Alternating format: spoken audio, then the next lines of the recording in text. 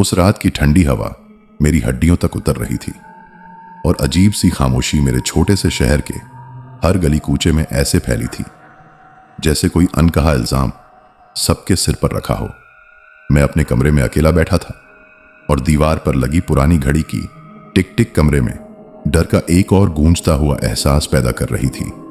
बाहर से आ रही ठंडी हवा खिड़की के शीशे से टकराकर एक अजीब सी थरथराहट पैदा कर रही थी। मैं चाय का कप हाथ में पकड़े बस अपने मन को शांत करने की कोशिश कर रहा था, लेकिन भीतर कहीं ना कहीं एक अनजाना डर, एक अनजाना खतरा मेरे अंदर घूम रहा था, जैसे कोई परछाई मेरे आसपास चिपकी हो जिसे मैं देख नहीं पा रहा लेकिन महसूस जरूर कर रहा हूं। तभी मेरे मोबाइल पर अजीब सा नोटिफिकेशन आया, do not open the door tonight. मैंने चौंक कर स्क्रीन देखी। नंबर अज्ञात था। संदेश 2 बार और आया, हर बार एक ही लाइन, दरवाजा मत खोलना, यूएस रा 8 वो आ रहा। हाय। मेरे हाथ कांप गए, दिल की धड़कन बढ़ गई। मुझे समझ नहीं आया ये मजाक है, धोखा है या कोई असली खतरा। शहर में पिछले 1 महीने से अजीब घटनाएं हो रही थी। रात में लोगों को किसी अजीब साए के दिखने की खबरें आती। लोग कहते कि यह कोई इंसान नहीं, कोई प्राणी है जो रात के अंधेरे में घूमता है। कोई कहता वो कोई पुरानी आत्मा का बदला है। कोई कहता कि यह बस अफवाह है, मगर मुझे पता था कि हर अफवाह के पीछे एक सच छिपा होता है। और यह शहर यूं ही अचानक खामोश नहीं हुआ था। अभी मैं सोच ही रहा था कि अचानक मेरे घर के बाहर किसी ने धीरे से खटखटाया। ऐसा लगा जैसे किसी ने उंगलियों के पोर से दरवाजे को बस हल्का सा छुआ हो। एक धीमी, लंबी, खिंची हुई आवाज, टक टक, इर्क। मेरे रोंगटे खड़े हो गए। मैंने सांस रोक ली। खटखटाहट थोड़ी और तेज हुई, जैसे कोई चाहता हो कि मैं तुरंत दरवाजा खोल दूं। मैं कुछ सेकंड तक बिल्कुल स्थिर खड़ा रहा। फिर अचानक नोटिफिकेशन दोबारा आया, do not open, he is not human. अब तो मेरे पैरों तले जमीन ही खिसक गई। मैं धीरे धीरे दरवाजे की तरफ बढ़ा। कदम खुद ब खुद खींचते चले जा रहे थे, जैसे कोई अदृश्य ताकत मुझे खींच रही हो। दरवाजे की जड़ी से बाहर झांका, लेकिन बाहर कोई नहीं था, सिर्फ हल्की धुंध और अंधेरा, इतनी गहरी कि जैसे अंधेरा भी किसी दूसरी दुनिया से आया हो। मैं पलटने ही वाला था कि उसी जरी से एक काली छाया मेरे सामने से बहुत तेजी से गुजरी। इतनी तेज कि उसका आकार भी नहीं दिखा, बस एक काली हवा का झोंका। मैं पीछे हट गया, सांसें भारी हो गईं। तभी मोबाइल फिर बजा, अगर आप आज रात दरवाजा खोलेंगे तो आप कभी सुबह नहीं देखेंगे। मेरा गला सूख गया, पसीना ठंडी हवा में भी माथे पर जम गया। तभी अचानक पूरे घर में अंधेरा छा गया। बिजली गुल हो गई। पूरा घर जैसे एकदम जागते हुए मौत की तरह शांत हो गया। बाहर आंधी जैसे चल रही थी, लेकिन घर के अंदर इतनी खामोशी कि अपनी धड़कनें तक सुनाई दे रही थी। अंधेरे में मुझे अपने पीछे किसी के चलने की आहट महसूस हुई, जैसे कोई परछाई कमरे में घूम रही हो।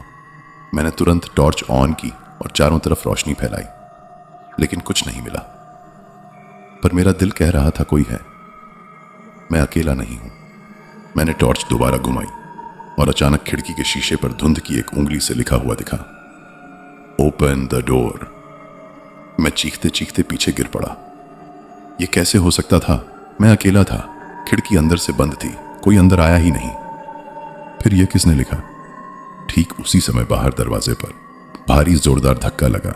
धक्का इतना भयानक कि पूरा घर हिल गया। अब दरवाजा धीरे धीरे खुद खुलने लगा, जैसे कोई उसे अंदर धकेल रहा हो। और जैसा ही 1 इंच का गैप बना, अंदर एक काली लंबी उंगली जैसी कोई चीज घुसने लगी। वो उंगली इंसानी उंगली जैसी नहीं थी, लंबी, पतली, मुड़ी हुई, जैसे किसी जानवर के नाखून हो। वो अंदर सरक रही थी, धीरे धीरे, जैसे मुझे छूने वाली हो। मैं चीखते हुए पीछे हट गया। तभी मोबाइल चमका, run, he is inside your house now. मेरा दिमाग सुन्न, दिल तेज, आंखें फटी हुई। अभी मैं समझ भी नहीं पाया था कि दरवाजे वाली वो उंगली गायब हो चुकी थी और अचानक पीछे मुझे किसी की बहुत धीमी, खुरदरी सांस सुनाई दी। वो सांस इतनी ठंडी कि मेरी रीढ़ में जैसे बर्फ की धार उतर गई। मैं पलटा और जो मैंने देखा वह इंसान नहीं था। वो कोई लंबा, काला, बिना चेहरा वाला साया था। कद इंसान से कहीं ज्यादा ऊंचा। उसके शरीर पर बस छाया की लकीरें थीं, जैसे धुआं किसी आकार में बंध गया हो। उसकी आंखें नहीं थीं, लेकिन ऐसा लग रहा था कि वो सीधे मेरी आंखों में घूर रहा है। उसके हाथ बेहद लंबे, उंगलियां असामान्य रूप से मुड़ी हुई, जैसे किसी पुराने पेड़ की सूखी टहनियां में हों। वो धीरे धीरे मेरी ओर बढ़ रहा था। उसकी चाल इंसानी नहीं, जैसे वह हवा को चीरता हुआ सरक रहा हो। मैं पीछे हटता गया, वो आगे बढ़ता गया।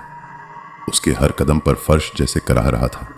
अचानक उसने अपना हाथ मेरी गर्दन के पास लाया, और जैसे ही वो मुझे पकड़ने वाला था, दरवाजा जोरदार आवाज के साथ खुद ब खुद बंद हो गया, जैसे कोई अदृश्य शक्ति उसके खिलाफ खड़ी हो गई हो। साया कुछ पल के लिए रुका, फिर उसने एक ऐसी आवाज निकाली जो इंसान, जानवर या किसी भी जीव की आवाज नहीं थी।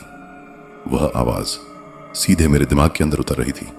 मैं कान बंद करके चीख उठा, लेकिन आवाज और तेज होती गई।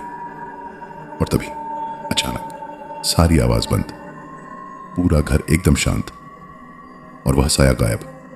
लेकिन मैं जानता था वह पूरी तरह नहीं गया, वह सिर्फ छिपा है। और उसके जाने के ठीक अगले ही पल दरवाजा धीरे धीरे खुद खुला। इस बार बाहर वही खामोश अंधेरा नहीं था, कोई खड़ा था, लेकिन वह इंसान नहीं लग रहा था। और जैसे ही मैंने ध्यान से उसकी आकृति देखी, मेरा पूरा बदन सुन्न हो गया। उसने धीरे से कदम घर में रखा और दरवाजा अपने आप बंद हो गया। और यहीं से शुरुआत हुई उस रात की, जो मेरी जिंदगी को हमेशा के लिए बदलने वाली थी। वो आकृति जो दरवाजे से अंदर आई थी, उसकी चाल में कोई इंसानी वजन नहीं था, जैसे उसके कदम जमीन को छू ही नहीं रहे हों। वह सीधे मेरी ओर बढ़ रही थी, और उसके बढ़ते हर कदम पर घर की दीवारें हल्की हल्की कांप रही थीं, जैसे इस घर ने उससे पहले भी महसूस किया हो। जैसे यह जगह उसके लिए अनजान नहीं थी। उसके शरीर से एक अजीब सी ठंड निकल रही थी, इतनी गहरी कि कमरे की हवा जमा देने लायक ठंडी हो गई। मैं वहीं खड़ा था, हिल भी नहीं पा रहा था, जैसे किसी ने मेरी टांगों को जमीन से चिपका दिया हो। वह धीरे से मेरे सामने रुका। उसका चेहरा धुंध जैसा, मानो कई परछाइयों को मिलाकर बनाया गया हो, लेकिन उसकी आंखें, या शायद उनकी जगह पर मौजूद अंधेरा, ऐसा लग रहा था जैसे वो सीधे मेरी आत्मा में झांक रहा हो। वो धीमी और भारी आवाज में बोला, तुमने दरवाजा खोल दिया, अब तुम मेरे हो। उसकी आवाज हवा में नहीं, मेरे दिमाग में गूंजी, इतनी तेज कि मैं अपने कान पकड़कर घुटनों पर गिर पड़ा। मेरी सांसें तेज हो गईं और शरीर पूरी तरह कांप रहा था। तभी उसने अपनी लंबी ठंडी धुएं जैसी उंगली मेरे कंधे को छुआ, और उसी पल मेरे सामने अंधेरा छा गया, जैसे पूरी दुनिया कहीं गायब हो गई हो। मैं किसी दूसरी जगह खड़ा था, एक सूना वीरान जंगल, जहां पेड़ों की शाखें मुड़ी हुई थीं, जमीन धुंध से ढकी थी, और आसमान कहीं नहीं था, बस चारों ओर घना काला अंधेरा। मैं चिल्लाने की कोशिश कर रहा था, लेकिन मेरी आवाज बाहर ही नहीं आ रही थी। तभी अचानक पेड़ों के पीछे से सैकड़ों आंखें चमकती हुई दिखीं। वे इंसानी नहीं थीं, और वे सभी मुझ पर घूर रही थीं। फिर धीरे धीरे वे आकृतियां बाहर आईं, लंबे शरीर, झुके हुए सिर, उंगलियों की जगह नुकीली टेढ़ी टहनियां।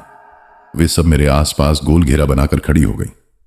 उनमें से एक आगे बढ़ा और बोला, उसने तुम्हें चुना है, तुम अब इस रात के हिस्सा हो। मैं पीछे हटना चाहता था, लेकिन मेरे पीछे कोई जमीन ही नहीं थी, सिर्फ अंतहीन अंधेरा। तभी अचानक मेरे सामने वही साया प्रकट हुआ जिसने मेरे घर में प्रवेश किया था। वह अब और बड़ा और भयानक दिख रहा था, जैसे ये जगह उसे ताकत दे रही हो। उसने अपना हाथ मेरी ओर बढ़ाया और बोला, हम तुम्हें ले जा रहे हैं, तुम्हें वो दिखाएंगे जो इंसान की आंख कभी नहीं देख सकती। और इसके साथ ही मेरे पैरों के नीचे की जमीन टूटने लगी और मैं अंधेरे में गिरने लगा। गिरते हुए मुझे तेज आवाजें सुनाई दे रही थीं, जैसे दूर कहीं चीखें, मदद की पुकार, कई आवाजें एक साथ, जैसे कोई पूरी दुनिया अंधेरे में फंसी हो। मैं जितना नीचे गिरता गया, आवाजें उतनी तेज होती गईं। अचानक मेरा गिरना रुक गया और मैं एक लंबे संकरे गलियारे में खड़ा था। दीवारें किसी पुराने पत्थर की थीं और उन पर पुराने हाथों के निशान थे, ऐसे जैसे किसी ने खुद को बचाने की कोशिश में उन्हें खरोंचते हुए भागने की कोशिश की हो। गलियारे के अंत में एक दरवाजा था और उस दरवाजे की दरारों से लाल चमकती रोशनी बाहर आ रही थी। वह रोशनी इंसानी नहीं थी, वह किसी बुरी ताकत की चमक जैसी थी। मैंने पीछे देखा, वही साया मेरे पीछे खड़ा था और उसने धीरे से कहा, अंदर जाओ, तुम्हें पता चलेगा कि हम क्यों ना आए। मैं मजबूरी से आगे बढ़ा। मेरे कदम खुद ब खुद उस दरवाजे की ओर खींच रहे थे, जैसे कोई अदृश्य शक्ति मुझे धक्का दे रही हो। जैसे ही मेरा हाथ दरवाजे को छूने वाला था, दरवाजा खुद ब खुद खुल गया और भीतर जो था वह मेरे जीवन का सबसे बड़ा डर था। अंदर एक बड़ा गोल कमरा था जिसमें सैकड़ों परछाइयां हवा में घूम रही थीं। वे किसी भाषा में फुसफुसा रही थीं जो मैं समझ नहीं पा रहा था, लेकिन उसका असर मेरे खून में उतर रहा था। कमरे के बीचों बीच एक पुराना टूटा हुआ झूला था और उस पर बैठे एक छोटे बच्चे की परछाई झूल रही थी। उसकी आंखें खाली, चेहरा धुंध से ढका और हाथ इतने लंबे कि जमीन को छू रहे थे। वह धीरे धीरे झूल रहा था और हर बार झूलते समय वह फुसफुसाता, तुम देर से आए। मैं पथरा गया। साया मेरे पास आया और बोला, यह वो है जो तुम्हारे घर में नहीं था, सालों से, जिसे तुमने कभी देखा नहीं, पर वो तुम्हें देख रहा था। यह सुनकर मेरी सांस रुक गई। क्या वह प्राणी हमेशा मेरे साथ था, हमेशा मेरे घर में? वो बच्चा झूला रोककर मेरी ओर देखता हुआ बोला, हम बहुत टाइम से तुम्हारा इंतजार कर रहे थे, तुम्हारी रूह हमारी है। अचानक कमरे की सारी परछाइयां मेरी ओर उड़ने लगीं। वे मुझे घेरे जाने लगीं, मेरे अंदर घुसने की कोशिश करने लगीं। मैं चीख रहा था लेकिन मेरी आवाज इस दुनिया में दब रही थी। तभी दूर से अचानक एक चमकीली सफेद रोशनी उभरी, तेज, इतनी तेज कि सारी परछाइयां एक पल के लिए पीछे हट गईं। रोशनी के अंदर एक आकृति थी, एक इंसानी आकृति, शायद कोई महिला, जिसने मुझे देखकर कहा, वक्त कम है, मेरे साथ आओ। मैं उसकी ओर भागा। जैसे ही मेरा हाथ उसे छूने वाला था, वह प्राणी, वही काला साया चीखते हुए मेरी ओर झपटा, पर रोशनी उसकी गति रोक रही थी। वह जल रहा था, उसकी परछाई पिघल रही थी, लेकिन उसकी चीखें अब भी मेरे दिमाग में गूंज रही थीं। तुम हमारे हो, तुम वापस आओगे। महिला ने मेरा हाथ पकड़ लिया और जैसे ही उसने खींचा, पूरा कमरा, सारी परछाइयां, साया, चीखें, सब अंधेरे में डूब गए और मैं तेज रोशनी में खींचता हुआ जागा और मैंने खुद को अपने ही कमरे में पाया, जमीन पर गिरा हुआ, सांसें तेज, दिल जैसे फटने वाला। बाहर सुबह का हल्का उजाला था, लेकिन कुछ गड़बड़ थी, बहुत गड़बड़। घर की सारी चीजें टूटी हुई थीं, जैसे किसी ने रात में सब तहस नहस कर दिया हो। खिड़कियां खुली थीं, पर्दे फटे थे, दीवार पर गहरी खरोंचें थीं और दरवाजा पूरी तरह